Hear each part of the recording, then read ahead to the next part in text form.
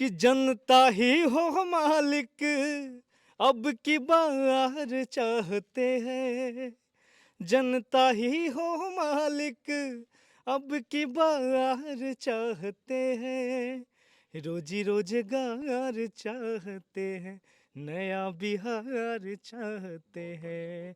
क्योंकि अगर इस बिहार को बदलना है तो जनसुराज के साथ आप सभी को आना होगा। अभी जैसा कि माहौल चल रहा है जनसुराज का, तो जनसुराज सभी जनता से ये निवेदन कर रही है लगातार कि अगर आपको एजुकेशन चाहिए, अगर आपको शिक्षा व्यवस्था बेहतर चाहिए, अस्पताल बेहतर चाहिए, पलायन अगर रोकने की बात करती है, तो हमारी गवर्नमेंट जो है, जो आने वाली जनसुराज है, जिनका माहौल लगातार बना हुआ है। बहुत बात जनसुराज सच में आ रही है क्या सरकार में? हाँ, सच में आ रही इसलिए कि वो पलायन रोकने की बात करती है, एजुकेशन ठीक करने के लिए बोलते हैं। सबसे पहले बिहार में सबसे पहले ज़्यादा ज़रूरी है तो वो रोड से ज़्यादा ज़रूरी एजुकेशन। एजुकेशन यहाँ बहुत चौपट है। तो जनसुराज से अजीत कुमार दास है यहाँ पे। हाँ, क्या काम कर देंगे आप लोग के लिए? तो जीतने के बाद फिर से डॉक्टरी लाइन में चले जाएंगे? हम लोग के यहाँ पे भरोसा है भवानी सिंह पे। ये जब कुछ भी नहीं थे फिर भी यहाँ के लोकल लोगों का सपोर्ट किए तो सब दिन। कैंडिडेट न देखकर भवानी सिंह को देख रहे हैं आप? हाँ, यहाँ पे भवानी सिंह का चेहरा देखा जा रहा है।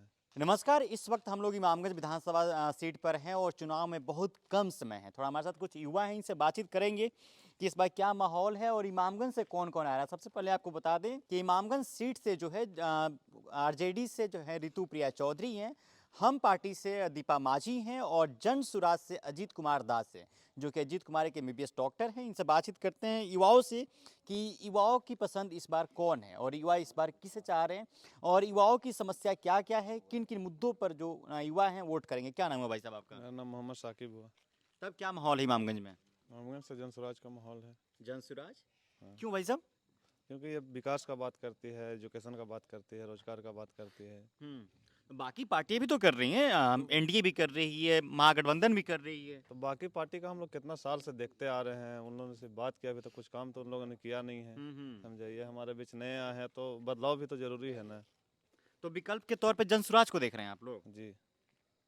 तो जनसुराज से अजीत कुमार दास है यहाँ पे। हाँ, क्या काम कर देंगे आप लोग के लिए? तो जीतने के बाद फिर से डॉक्टरी लाइन में चले जाएंगे? हम लोग के यहाँ पे भरोसा है भवानी सिंह पे। ये जब कुछ भी नहीं थे फिर भी यहाँ के लोकल लोगों का सपोर्ट किए तो सब दिन। कैंडिडेट न देखकर भवानी सिंह को देख रहे हैं आप? हाँ, यहाँ पे भवानी सिंह का चेहरा देखा जा रहा है।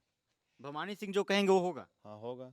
ये अच्छा। ये जब कुछ भी नहीं थे ना फिर भी यहाँ पे गरीब लोगों का, जो भी पिछड़े वर्ग के लोग हैं, सबको इन्होंने सब दिन सहयोग किया। इमामगंज में समस्याएं क्या क्या है? इमामगंज में हर चीज़ का समस्या है। आप आए होंगे तो रोड देखे होंगे, रोड का क्या हाल है इमामगंज बाजार में, मेन टाउन में जो है।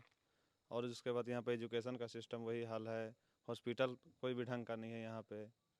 चलिए आ रहे हैं। क्या नाम है भाई साहब आपका? आप सभी को प्रणाम, मेरा नाम सेलू पासवान है। गायक वगैरह हैं काजी? हाँ गाना भी सुनाते हैं? हाँ, गा लेते हैं थोड़ा बहुत। किसके लिए गाते हैं? आपके लिए कहेंगे तो आपके लिए भी गा देंगे, जो बोलते हैं चलिए उन्हीं के सुना लिए। दीजिए हमें भी एक गाना। हाँ, गाना बिल्कुल सुनाएंगे, लेकिन इससे पहले एक दो लाइन हम बताना चाहेंगे आप सभी को, क्योंकि हमारे यहाँ उस पे जो मुद्दा पे बात होगी आएंगे, पहले गाना सुनते हैं। बिल्कुल अभी जैसा कि माहौल चल रहा है जनसुराज का, तो जनसुराज सभी जनता से ये निवेदन कर रही है लगातार कि अगर आपको एजुकेशन चाहिए, अगर आपको शिक्षा व्यवस्था बेहतर चाहिए, अस्पताल बेहतर चाहिए, पलायन अगर रोकने की बात करती है, तो हमारी गवर्नमेंट जो है, जो आने वाली जनसुराज है, जिनका माहौल लगातार बना हुआ है, तो इनके लिए मैं जो और भी गायक कह रहे हैं तो उनके लिए ही मैं एक दो लाइन कहूँगा कि जनता ही हो मालिक अब की बार चाहते हैं। जनता ही हो मालिक अब की बार चाहते हैं। रोजी रोजगार चाहते हैं, नया बिहार चाहते हैं। क्योंकि अगर इस बिहार को बदलना है तो जनसुराज के साथ आप सभी को आना होगा, और यही संकल्प है इमामगंज विधानसभा के सभी भाइयों का। इमामगंज में दिक्कत क्या क्या है? दिक्कत बहुत सारी चीज़ें हैं, क्योंकि इससे पहले जो गवर्नमेंट यहाँ पे है उसकी बात तो नहीं करेंगे, लेकिन अभी जो फिलहाल जनता का समस्या को लेकर के जो यहाँ पे जनसुराज आई है, जो संकल्प को लेकर के, तो उसके हिसाब से शिक्षा व्यवस्था मेन उद्देश्य है। शिक्षा व्यवस्था, पलायन रोकना और अस्पताल एजुकेशन लेवल को बेहतर करना। अच्छा, तो यहाँ पे ये सब समस्या खत्म नहीं होगा? माझी परिवार का इतना दिन से दबदबा रहा है इस सीट पर। ये देखिए, ये कहने की बातें हैं। इससे पहले भी यहाँ की जो भोली भाली जनता है, जो क्योंकि कहा गया है ना कि अगर आपके पास एजुकेशन नहीं है तो आप नहीं समझ पाते हैं। जनता आते हैं और भोले भाली जनता को ये बता देते हैं कि भाई अब यहाँ पे अनपढ़ जनता है, बहुत ज़्यादा नॉलेज नहीं है, तो उनको कहीं ना कहीं 1,000 रुपया और 1 किलो मुर्गा देकर के ये कह देते हैं कि बस इस पे दबा देना है। उनको क्या पता है कि एजुकेशन क्या है।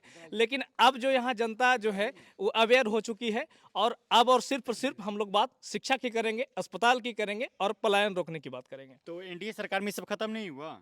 नहीं, बिल्कुल नहीं। चलिए आ रहे, क्या नाम है भाई साहब? उपेंद्र दास मेरा नाम होगा। उपेंद्र दास जी। जी अजीत कुमार दास, जी सर। जात भाई ही हैं आप? जी, हम लोग जातिवाद पे कभी वोट नहीं करते अच्छा। हैं, समझे, जो पढ़े लिखे हैं सही, मतलब कि तो फिर यहाँ से अच्छा कैंडिडेट क्यों नहीं मिल पाता इमामगंज से, अगर जातिवाद पे वोट नहीं होता है तो?